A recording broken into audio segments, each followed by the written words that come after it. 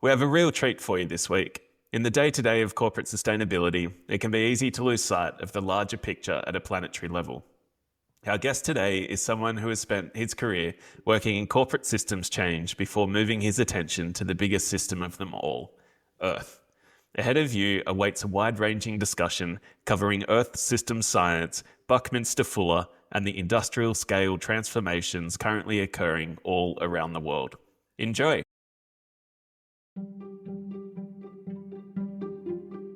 If you can prove to someone that by doing it this other way, it's going to be more efficient, it's going to be faster, it's going to be cheaper, it's going to be better, no COO, no CFO, no CEO will stand in the way of progress like that. But then to actually prove that, you've got to bring the supply chain through. Because if you make a change in your organization without notifying your key supplier, they might actually be producing something that isn't fit for purpose for you anymore. So you've got to do it as a collective.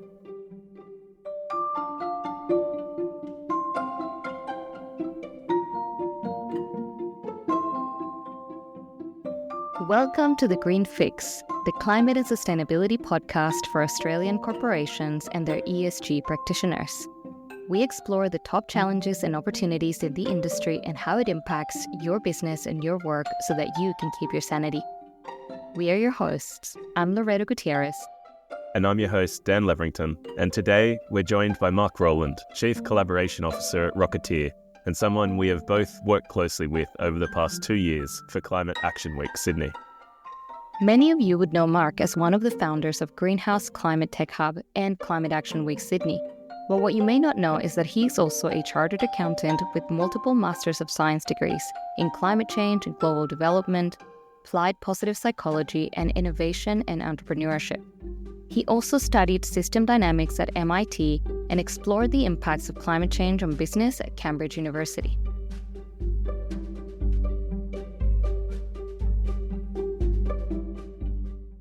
Mark, what does the present look like? So you've gone from consulting to retail, shoes, food, defense, innovation to now focus on climate and sustainability. Why is that important to you? One of the things that I always like to work on with people is, what is their life's purpose? What is it that brings, meaning to you and what you do? Oftentimes, if the person hasn't actually done a lot of work on that, you have to ask the why question quite a few times. Why is that important to you? And then why is that important to you? And you kind of scale up what it actually is that really drives them. And it's never, how many emails did I answer today, or how many clients did I win, or how much money did I make, or how many houses did I have? It's usually something a lot deeper than that. Studying applied positive psychology really helped me to understand the science behind that. What exactly is that? Why does that work, and why does that make such an impact? And for me, it always came down to how much happiness can I have, and how much happiness can I help others to have. And I've had that as my overarching performance measure for my life, my KPI. I set a challenge to myself that if, KPIs were important to the clients that I work with and the businesses that I work with, and I used to always say to them, but what's the most important KPI? The K in KPI is key. You can't have 1,000 of them. What is the most important? And then they say, oh, well, these are the 10 most important. I was like, hey, so think Lord of the Rings. There's one ring to rule them all. What's one KPI to rule them all? What would that be? So I'd always, a bit of playful fun with people trying to help them to prioritize, what is the most important thing? Why are we doing what we're doing here? And then for me, I realized that was actually for me to feel like I'm happy, and then others around me are happy, was always a thing that I always came back to. And then I had to delve into, well, what makes me happy? And to live in harmony, to live with equity, not just for me, but for other people around me, was really important. I get really angry if I feel like people are being mistreated or the world isn't equal, which obviously isn't right now. So there's a lot of anger which you have to reframe to motivation for action. And then looking at the state of nature made me sad and angry as to why are we as humans living on this planet, and then we're making the planet harder for us to live on. It really doesn't make any sense.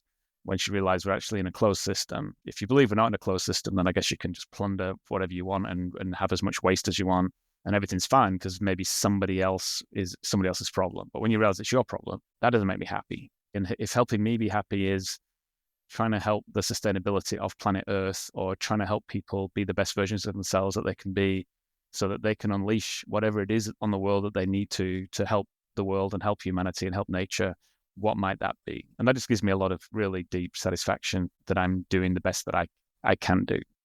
And at the end of the day, it always just comes down to looking at yourself in the mirror and going, did I have a good day today? Did I accomplish something today against my purpose? And then this month, did I do cool stuff? Or this quarter, did I do cool stuff? This year, did I do cool stuff? And having these check-in points with yourself to say, are you really happy? Are you just pretending you're happy? I wanted to dig into a couple of concepts that I know you've been deep diving into lately. So maybe we'll start with Buckminster Fuller's book from 1969, The Operating Manual for Spaceship Earth. I know that is works that really inspire you. So can you tell us a little bit more about that? He was like one of these people like Nikola Tesla, just way ahead of his time in some of his frameworks and his thinking. And, James Lovelock was the same. These people that just have this idea and this burning thing inside of them, which they need to release and share with the world. But the world that they release it to isn't quite ready for it yet.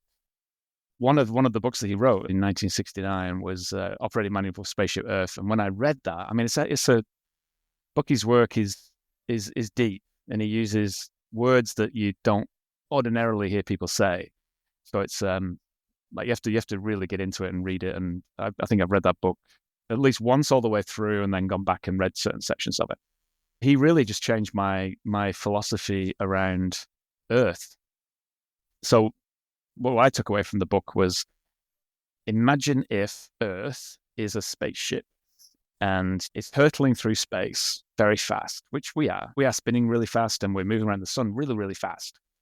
It's just we don't notice it. So we're on this spaceship.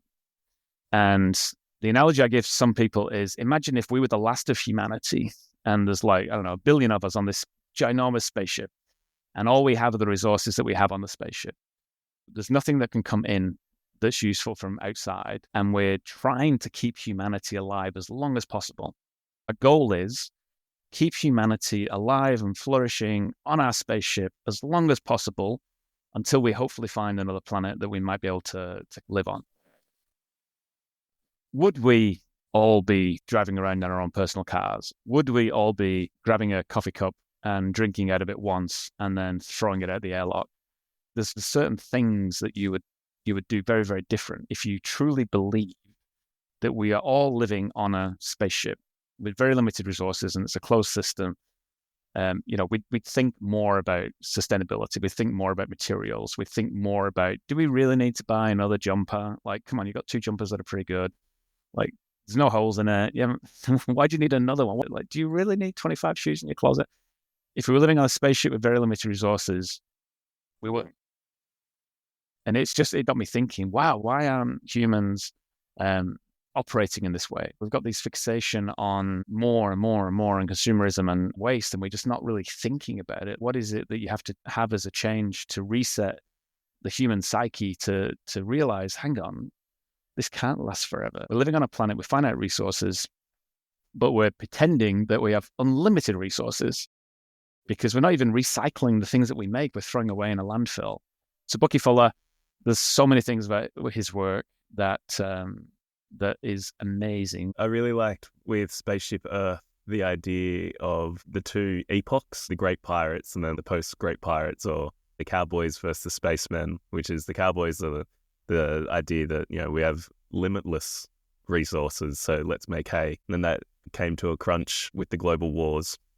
And then since then, we've become a lot more conscious of the fact that we have very finite resources. He talks about the planners and the architects and the important role that they will play as we have to engineer our way out of the situation that we find ourselves in. No, I'm very glad that you brought him to the conversation. Just quickly, I once heard from Tristan Harris, who's from the Center of Humane Thought, the concept of the rubber band effect.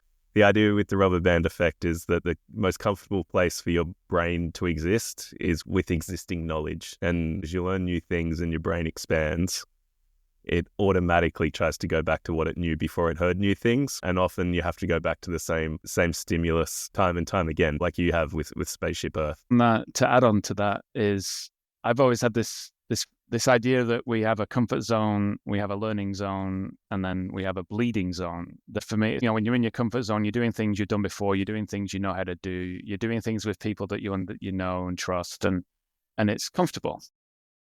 And then the next layer out from that is the learning zone, which is where you're maybe challenging yourself a little bit and you're learning new things, and you are doing it maybe with other people that you've never done it with before. You're moving to a different country, but you're still doing some of the things that you know how to do. You're just doing it in a different industry, a different context, a different way.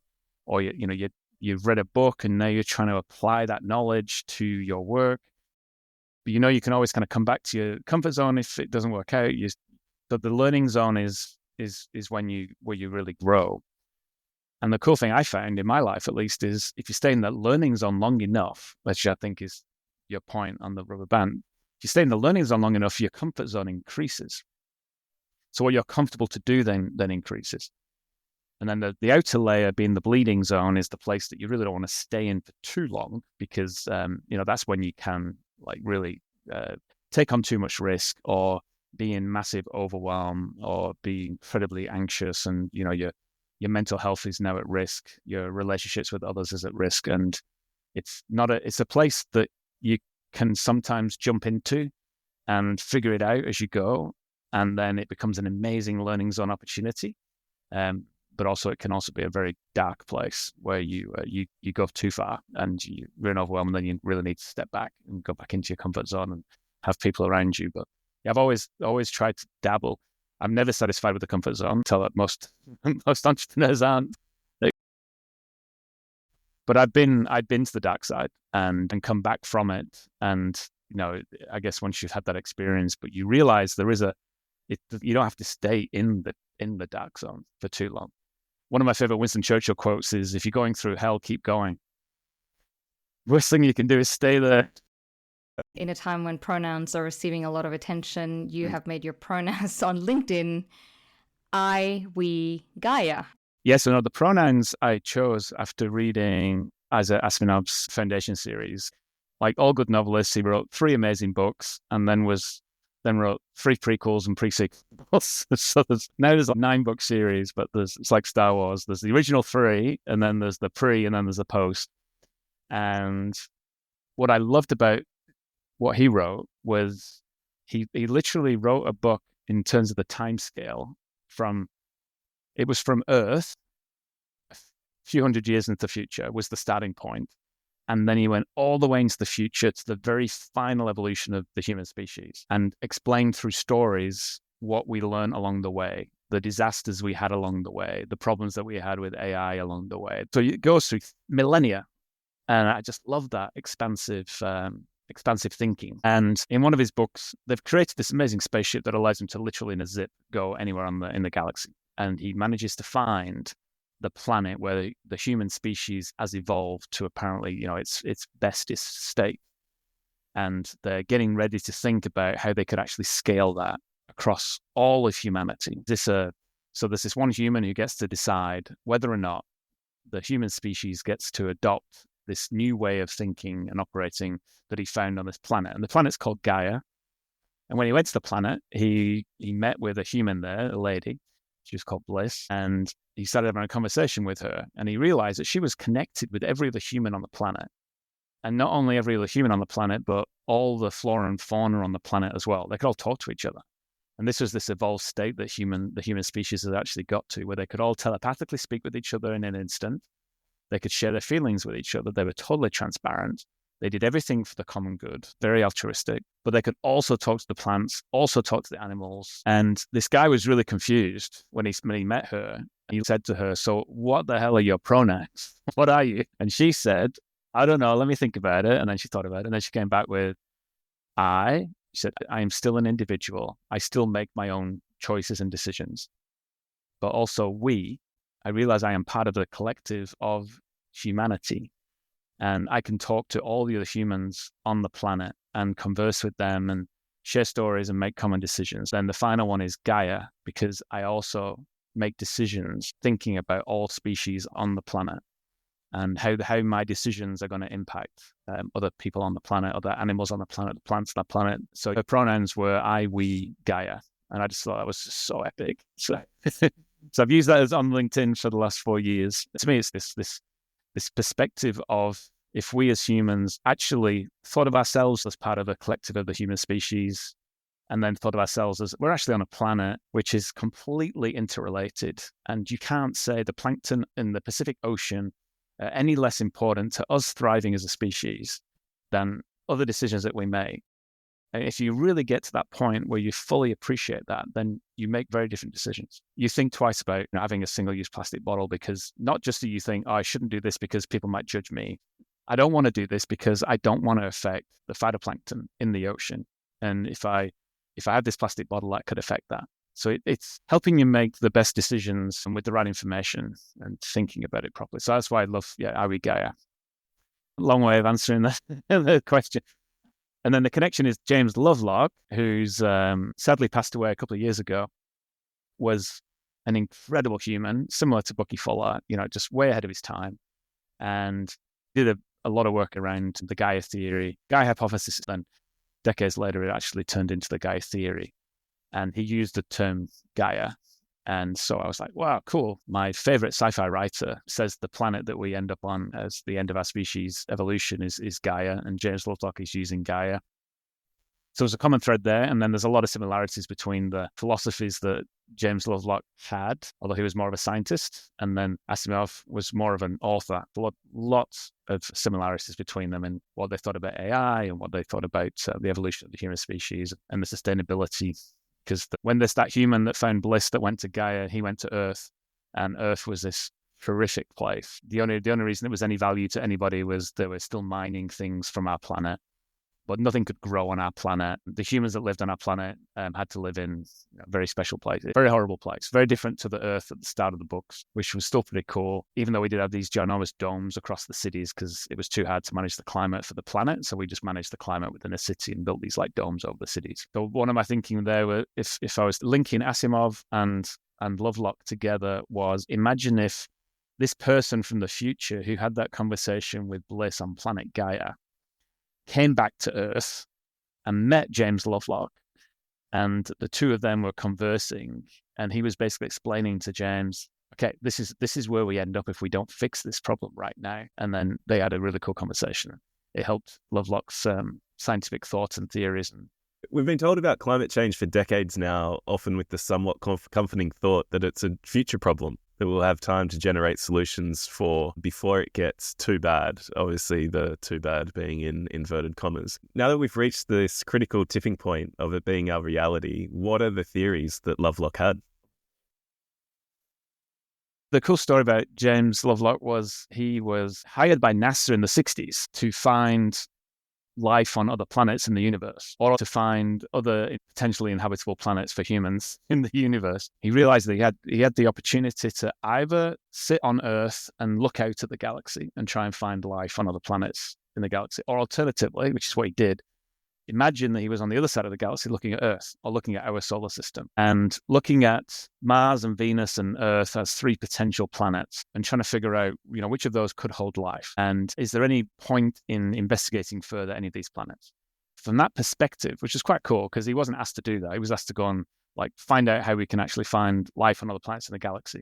But he just decided that it would be best to kind of start with our own planet. What is it that actually creates life on this planet and helps this planet to be sustainable? And obviously, they had limited equipment to look at other planets on the other side of the galaxy. And he realized that some of the materials that they had, the equipment that they had, they could actually test atmospheric concentration of gases.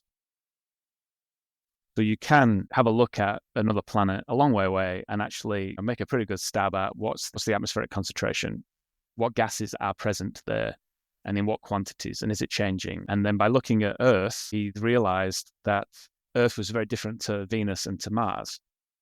Venus and Mars have very, very stable atmospheres with not a lot of movement in them and very massive concentrations of one gas or two gas. Whereas Earth had 80% nitrogen, 20% oxygen, there's methane, there's all these other fluorocarbons as well that we have in the atmosphere. And to him, that was what was interesting, that he said, okay, yes, I could make a good guess that Earth has life because I can see there's no way without life on that planet to regulate the planet. There's no way that it would have maintained that amount of oxygen, that amount of carbon dioxide, that amount of nitrogen, unless there was something going on the planet to regulate that. Mars and Venus, by his theory, used to have oceans, and you can see by the topology of Mars, it definitely used to have oceans, used to have waterways, but then it lost everything. So what was it that happened there, and what is it that we're trying to prevent from happening here on Earth? Which then led him to, basically, he was the grandfather of Earth system science, because he then created his hypothesis, which was, imagine that Earth, or as he named it, Gaia, is a superorganism, and it kind of regulates itself. It's this interaction of all of the life on Earth interacting with the water, or the oceans, or waterways, or the rivers, interacting with the rock to make soil. Because if you think you can't make soil, so the rock degenerates into particles, but it's actually the actual animals and the plants that interact with that to turn it into soil that then helps the plants to grow.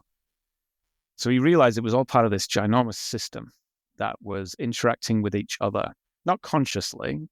Like, it's not like there's a Gaia entity that says, right, we need to fix the oceans this week, and what are we going to do? So it certainly wasn't that. And he got a little bit ridiculed because some people said that that's what he was claiming, but that's not what he was basically writing about. What he was writing about was just, imagine if it's somehow, we don't know how, but somehow all of these different systems and all of these different species working together, self-regulating, not consciously doing it, but how else could you explain that the salt levels on the oceans have stayed at a certain point? How else could you explain that oxygen hasn't gone above like the 21% that we have? Because as soon as it hits 25%, all the forests on Earth will burn down. So there's some things on this planet that actually give out oxygen as waste. There's other things on this planet that use oxygen, like we do, that use oxygen and give out carbon dioxide as waste. That it's, over billions of years, this planet has evolved to what it is. And then once you realize that it's all this kind of big self-regulating superorganism on this planet, then it's heartbreaking to then see that our species is disrupting that. And our species is going, do you know what? This kind of carbon cycle that's been in operation on our planet for billion years or so, we can extract all that carbon. We can take the carbon out of the soil. We can take the carbon out of the oceans. We can drill for oil. We can get all the coal out. And one thing I always say in terms of trying to educate and inspire people about some of this thinking is, water exists on our planet pretty much in just three forms. It's actually more than that, but let's just say it's three forms. You've got liquid water that we see, that we drink, that's in the oceans, that's in the rivers. You've got solid water, which is the ice caps, and then you've got the gaseous water that we have in the atmosphere and that humidity. And imagine it's the same for carbon. Imagine carbon is in its gaseous form in carbon dioxide in the atmosphere. It's in physical form when it's coal or trees or us, and it's in its liquid form as oil. And over millions of years, Earth has been storing all this kind of excess carbon dioxide from the atmosphere into the land, into the rocks and the coal and the trees that get squished in, and animals that then go into the earth again, and oil. And then we as humans just somehow decided a couple hundred years ago that it'd be really cool to like take that resource and use it without necessarily thinking through the consequences of what might happen if we did that. And I don't think anybody at the time, a few hundred years ago, went, oh, cool, I reckon we could completely use this thing, and who cares about the atmosphere? But now, for the last 50, 60 years, we know better. And to me, it's just heartbreaking when we as this human species, through the Anthropocene, which we're saying is after the Holocene, are just now completely changing our planet's structure. We're mining and drilling and digging out minerals with no real thought for what happens next generations. Our species is actually doing a lot to really harm the balance that has existed on our planet for a long time, and we're shooting ourselves in the foot. That's why I said previously about the reference to the spaceship. Like, we're shooting ourselves in the foot because we're making it harder for future generations of humans to flourish. And some of these things are irreversible. Once a species is extinct, it's extinct. It's it's really, really difficult. And then what Lovelock also did was he wasn't just one of these people that said, "Oh, this is terrible," and he was like, "Well, what are we going to do about it?" So he also created a lot of books, wrote a lot of books on what does humanity need to do. And every decade, when some of the things that we could have done to avert a crisis are now too late, he had to keep revising some of the ideas that he had. But he wanted humanity to thrive. He wanted us to live long and prosper. He wanted us also to find balance with nature and not screw that up and not pollute enough, because he realized that that's what humans need. Like, we have to live in harmony with our surroundings and our ecosystems, because we don't really know how else to live, and there's no other planet that we know of that we can actually just go to once we plunder this one. He wrote about the energy transition. He wrote about what do we need to do. He wasn't like a huge fan of some of the renewable energy that we have now. He really wanted it to be more technological. He was more of a fan of nuclear than most people, but looking to try and evolve nuclear. How can we actually turn it into like next generation nuclear? And if we don't invest in that now, we're never going to get to that point, and then it might be too late. Yeah, he definitely wanted to get off coal and get off anything that was emitting these crazy greenhouse gases into the atmosphere. He wrote one book called The Novacene, which is all about the AI taking over from humanity and being the actual species on this planet that rules Earth, as opposed to the humans ruling Earth, which is quite an interesting philosophical book, very similar to some of Asimov's writing. Super interesting, Mark. From everything you've shared, a lot of your research is really focused on taking a systems view and a systems approach, which is not surprising based on your background, and the idea that you can't compartmentalize solutions. I want to turn the attention to your work and the work that you do on a day-to-day basis. I'd love to explore what exactly systems thinking is and why is it critical to building these movements? Yeah, great question. So, us three on this podcast are human. So, this is me. This is Mark.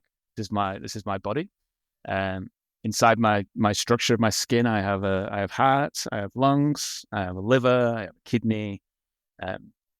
They all function together, and it's self-regulated. I don't say to myself, "Mark, you better breathe," or "Come on, keep that heart pumping." It just does. So it's a system. It self-regulates. So if I am making decisions and choices and doing things that is not providing harmony to my body will tell me. I will have kidney failure. I will become a diabetic. If I'm making really bad choices about what food I put in my mouth, or whether I exercise or don't exercise, or whether I drink lots of alcohol, or whether I take drugs, or whether I don't sleep, my body will tell me.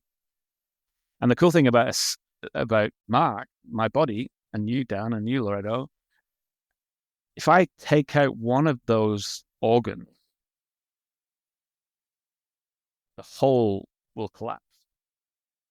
You won't work very well for very long if I decide to take your liver out, or say, "Oh no, you know what? I'm just going to do some maintenance on your lungs for a few hours. Can we just take that out and then we'll put it in later?"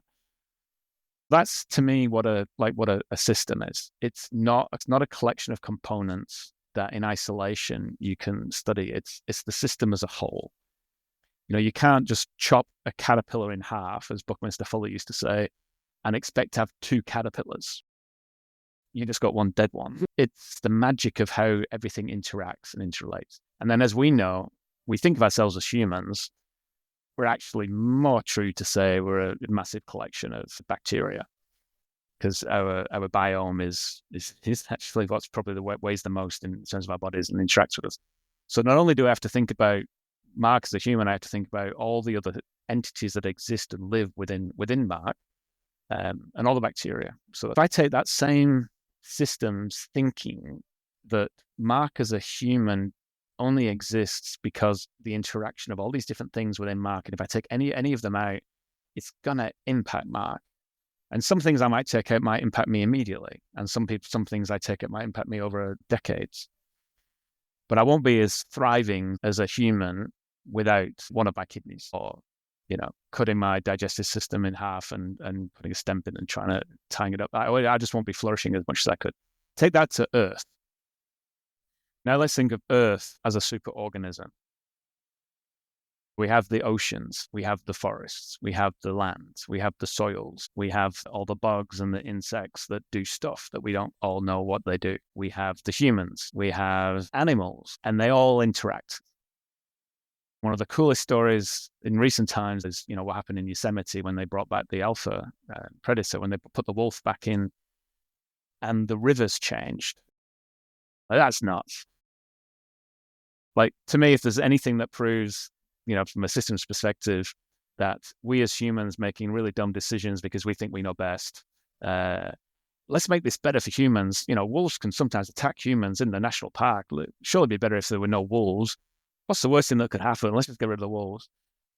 And then the trees change, and there's massive overpopulation of other species, which has massive environmental impacts. The knock-on effect of something like that is akin to, let's just take out Loreto's liver and see what happens. It's an amazing case study. And in not long, in decades, it got back to balance from what we as humans do. So you take that to Gaia, take that to the Earth systems itself, and you look at, we have the oceans. And again, if the oceans are having trouble, it's going to affect the system. So let's imagine if we keep putting plastics in the ocean, if we keep overfishing the ocean, if we keep allowing the temperature to increase and the ocean temperature to increase, this is the same as Loreto drinking 5 liters of tequila every day. We might notice a massive change in Loreto immediately, depending on when she drinks it. But, over time, her skin's going to change in complexion. She's going to be more irritable. She's not going to be able to hold down a job. All these other things in her lifestyle. We'll see all these different things happening. And it's kind of the same with the ocean. It's just very difficult for some people to say, the reason the oceans aren't working is because of all these other things that we're doing, because the time delay of something's happening and the interrelatedness of it isn't obvious to people. Most humans like to think cause and effect of, if I do this, that will happen. We don't tend to think of it as a chain over time. Non-linear dynamics is really important, and the time delays are really important. Those are the things that can actually really change your perspective on a system. If you take that systems view, and that's what Lovelock did in all of his books, was just looking at that and trying to make the connection with everybody that if we take out one thing of life on this planet, it's going to have a knock-on effect.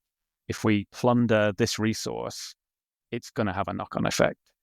And the more we do this in ways we don't understand, we're going to actually tip it over the edge. So the tipping point theory and the planetary boundaries.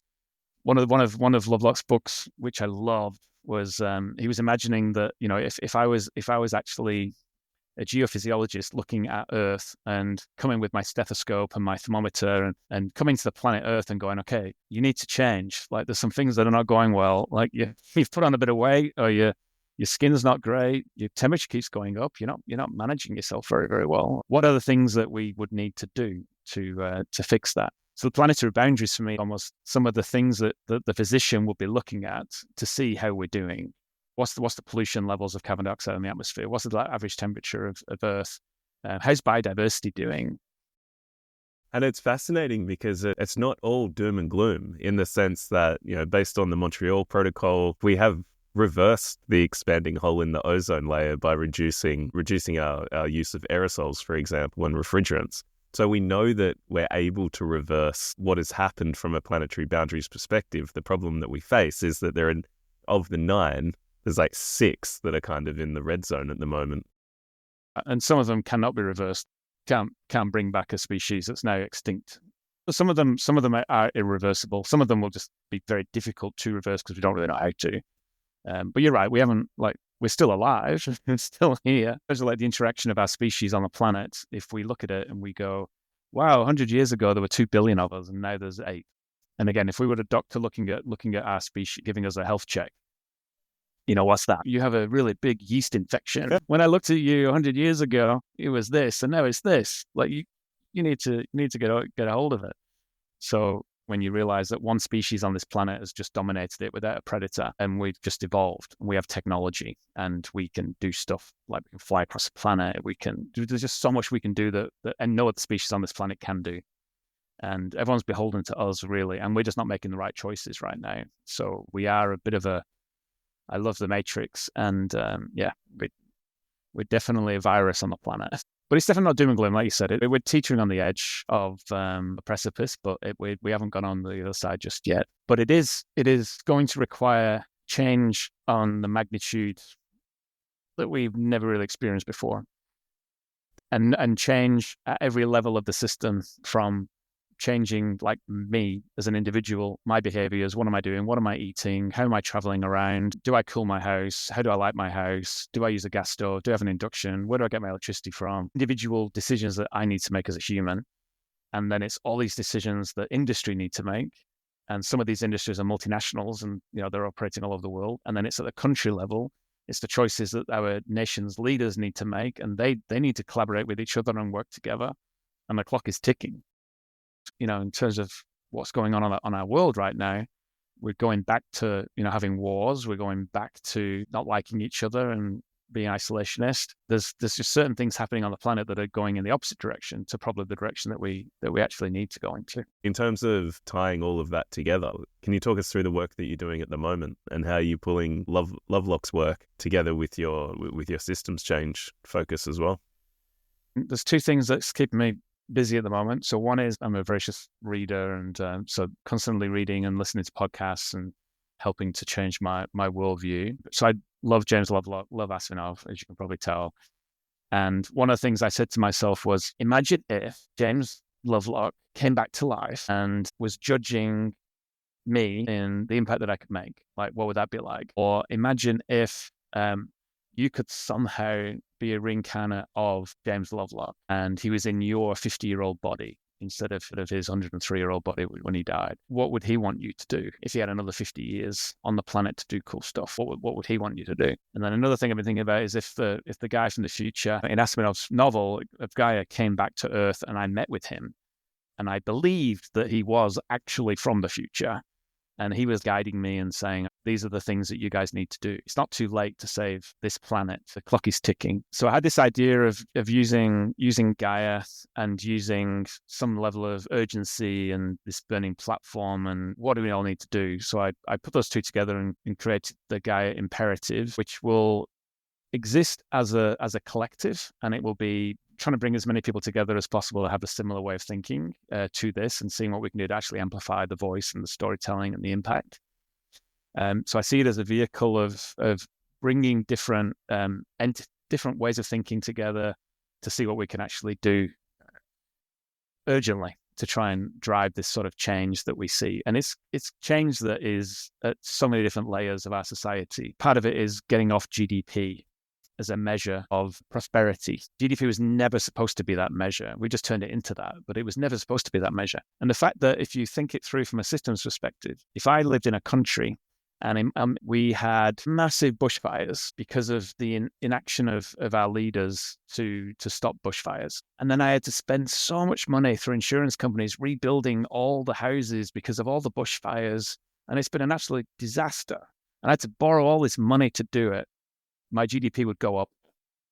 To me, that's just like a failed measure of impact and success. And there's other measures out there that we could use instead of GDP. So it's part of it is, how do you change all the politicians in the world and the global economy to realize that GDP is actually flawed and we need to use something else instead? I'm not like a huge degrowth fan, but I think there's got to be some sort of, whether it be using the work of ecological economics or stable growth to actually change things, or maybe degrowth in the Western world to help growth in the developing world, just to get our planet back on track. But those things aren't easy, and those things probably won't change in my lifetime, but I can't look at myself in the mirror and not try. So it's like, how do you be an advocate for that? How do you tell stories about that? That's where I think my work with Gaia Imperative is going to come from. And I've created this framework, which is evolving. It's certainly not anything that's finished. Over the last few years, pulling together all the thoughts, all the ideas that I had around this. The reason it's Gaia Imperative is I was imagining if somebody came back from the future, or if we actually had a plan similar to like the Ten Commandments,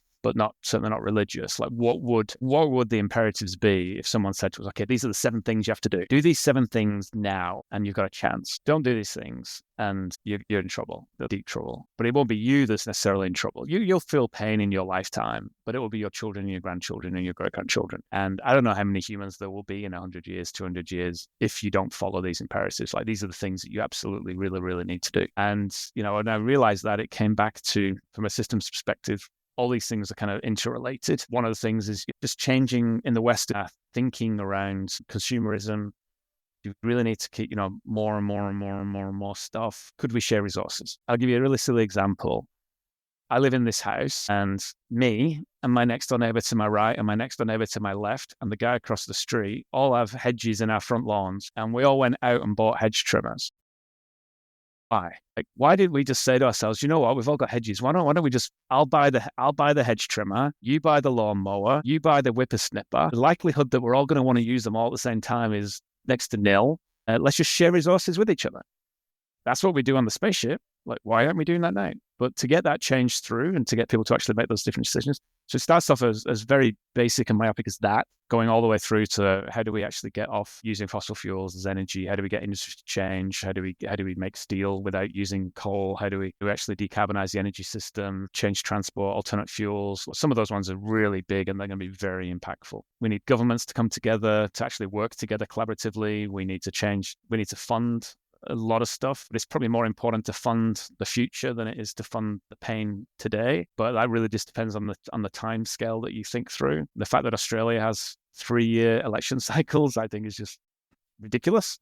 I'll just say it. The UK can go up to 5, US is 4. China's probably doing the best, and they're much longer in terms of their system. And then we need to, completely change our way of thinking about our role on this planet. That the planet isn't there for us to squander and use. The planet is there for us to live. Like we're shitting in our shoes if we think that we can just continue the pathway that we're on, abusing the resources we have, abusing nature, and it not actually come to bite us. So, completely changing our thought on natural systems and building resiliency and even geoengineering. We've probably come to the point where we start thinking seriously about that.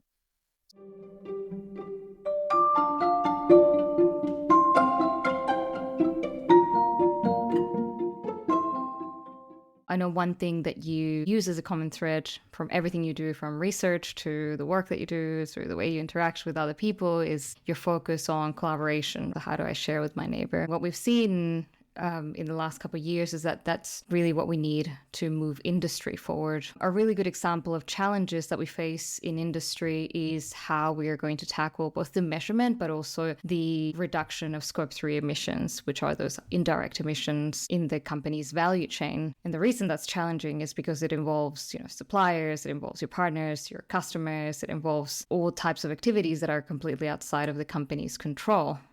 So how do we collaborate for that? Yeah, and funny story, but when I was a kid, I was on a plane with my dad, and when you can still smoke on a plane, and we were in the non-smoking section of the plane, and I said to my dad, I can still smell smoke. And he's like, yeah, that's because we're in a steel tube. When you hear things like, oh, it's indirect emissions, I'm not in control, we're all connected to it. We can't escape it. So why not do some influence to actually see what you can do? And collaborative action is something that's very, very close to my heart, and something I think is lacking. Whether we think it's just too hard or not my job, or I'm not being paid to do that, or the board never told me to do that, or whatever it is, the biggest challenge that we have right now in Australia in terms of the movements that I care about is definitely an overfixation on measurement, as opposed to a fixation on what can I do about it. The analogy I give people is, I'm a doctor, and you come to me and I go, Dan, dude, you're 25 kilos overweight. That's really going to impact. You're going to get diabetes. You could potentially have heart failure. You really need to get to the top of this. I really want to help you. I'm going to give you, these are the things I think you could do. You could sleep better. You could eat better. You could exercise more. But these are all the benefits. And the alternative is you might die. That's pretty bad. And then you go off and I say, come back and see me in 6 months. And then you come back and see me in 6 months and you're exactly the same weight. And I go, what happened? I thought we were going to focus on getting you healthier. And you say, well, you know what? I spent 6 months getting the best scale possible. I tested like 10 different types of scales. And do you know what? The one I found is the best. It's got an app on my phone. Great. So you spent 6 months just picking the best scale. That's amazing. But you're still overweight, you're still going to die. So what can you do about it? The challenge at the moment in Australia is this overfixation on measurement. And I understand why. We really need to get to the bottom of that and prioritize better rather than get into the nth level of detail of, 70% is good enough in my world, if from an entrepreneurial perspective. I don't need it to be 98% accurate. I need to know trends. I need to know what are the priorities. Where can I focus my efforts? What can I do? There's got to be a shift to prioritize more. And rather than have accountants that I love, I'm a qualified accountant myself, be the ones that are being tasked with the emissions reporting and the ESG reporting and producing all the stuff for the annual report. Let's use them a little bit more sparingly to actually collect the data, make sure it's accurate, yes, or accurate enough. But then I think you've got to use the entire organization to actually look at this. It can't just be one small team in the organization whose job it is to look at Scope 3 emissions and calculate it, and then just put a graph in an annual report. There's got to be a culture change within the organization that says, this is really important. Like what I've been using recently is the focus on efficiency as opposed to any focus on sustainability or decarbonization. If you can prove to someone that by doing it this other way, it's going to be more efficient, it's going to be faster, it's going to be cheaper, it's going to be better, no COO, no CFO, no CEO will stand in the way of progress like that. But then to actually prove that, you've got to bring the supply chain through. Because if you make a change in your organization without notifying your key supplier, they might actually be producing something that isn't fit for purpose for you anymore. So you've got to do it as a collective. It's taking that systems view that my value chain is the system. Why wouldn't I want to talk to everybody in my value chain and say, okay, we're all in this together, whether you like it or not. I buy this from you and I use it in this way, and then you use it, and this is the waste at the end. I'm trying to maximize the efficiency of all of this. What could we do? What could we do different? How could we work together? And that's not easy to do. If I was to summarize it down to 3 challenges, Loreto, it would be this overfixation on measurement. We've got to move beyond that very quickly to, prioritizing to the really key things. We then need to make sure that the culture inside the organization is such that we value looking for these efficiencies rather than just focusing on, let's just make more money revenue or make more money sustainability wise, helping the bottom line, do more with less, essentially moving to a kind of a culture where do more with less is actually valued more than just do more with more. Because sometimes people are just so fixated on revenue that they're not really as focused on profitability or long-term profitability. And then the final one is how do we then bring that into more collaboration with suppliers? If you look at Scope 3, if you don't work with all of your suppliers up and down the value chain, you are probably going to be doing it ineffectively and inefficiently. And if you don't share that information with your suppliers, like this is what I'm trying to do, I'm trying to accomplish this. I want to make this unit still fit for purpose, but I want to make it cheaper, or I want to have it use different materials instead of steel, because I know steel is like really carbon intensive. I want to use less energy. I want to build it in such a way that it uses less energy. So when people actually end up using this in their house, we factored all that in, because they're all the things that we would be doing if we were on the spaceship. If we were all meeting together on our spaceship and we were all trying to figure out, okay, how can we use less materials? Because Dan, you really need that material, and I really want it to make the microwaves, but Loreto wants it to make LED TVs in the gym. And there's only so much of it. So you know what? Maybe we would find a way that I could use half of it for what I need and she could have the other half for what she needs. And we just change the design a little bit, or we change the way we use the material. Those conversations are difficult to have because we're living in this world where the suppliers are customers, and we have this supplier-customer relationship, which isn't always built on trust. If I just go to one of my suppliers one day and say, hey, I really want you to share with me all the information that you have on how you actually make this thing for me. I just want to have a look at the emissions results of it. That company is probably going to say, I'm not going to share my IP with you. Like, what the heck? Why would I do that? We've got to try and figure out a different way of bringing that together. And I'm really focused on how can I be part of that solution? How could I create the space for people to have the conversations, create some methodologies that we could use. And I think it'd be also great if we could get to some sort of common purpose of why we're doing this. And it's bigger than just trying to save money. It's beyond that. We do want to save money, but we're really doing it because we want to save materials and we want to be less impactful. Depending on who you're speaking to, you have a different narrative. I think also the suppliers need to hear from multiple customers, that those customers need them to change their products, services, what have you. Because like one customer coming to you is a data point, right? Two is a trend. The more they're hearing about this, the more the more commercial business case they have internally to make those changes. Yeah, well, it takes a village. So imagine if I go to Linfox and I'm Coles and I go, hey, Linfox, I really need you to reduce your emissions of transport. We need to try and find a better way. Would you be willing to invest in a fleet of vehicles that were either powered by hydrogen, fuel cells, or electrified, or still use the diesel ones for certain points, but then switch it to an electric one for the last 20, 30 miles? If I'm just Coles doing that, that's one customer talking to one supplier. But if me as Coles got together with Woolworths, got together with JB Hi-Fi, got together with all these other customers, and we all collectively said to Linfox, hey, this has got value for all of us. Yeah. We really want you to do this. And with our collective bargaining and the money that we'd be willing to put into this and the value that we get, like, this is not something that is a competitive advantage to us that's going to help me sell more milk versus Coles if I'm Woolworths. It's not like competitive threat. It should be a commodity that we all want to make sure that the carbon emissions and the embedded carbon in all of our products goes down. When we imagine that it should be, and I hate the word should, could be a beneficial. We're going to finish this episode with 2 questions. If today we gave you a magic wand, and because you are a sci-fi lover, it's a very high-tech magic wand, by the way. And this high-tech magic wand allows you to fix one problem in climate. What would you be doing with that magic wand? All right. So I'm going to go back to something that I tried to do with the US government. I'm going to use my magic wand to affect alien invasion with an alien species that comes to Earth with some really cool tech, but somehow we managed to beat them. So they've got some like really cool tech. They can fly light years and they can create energy and whatever, but they're just not tactically very good at actually colonizing a planet. So they come, and the reason I think this is really important is because it's probably the only thing I can think of that will actually cause humanity to team up.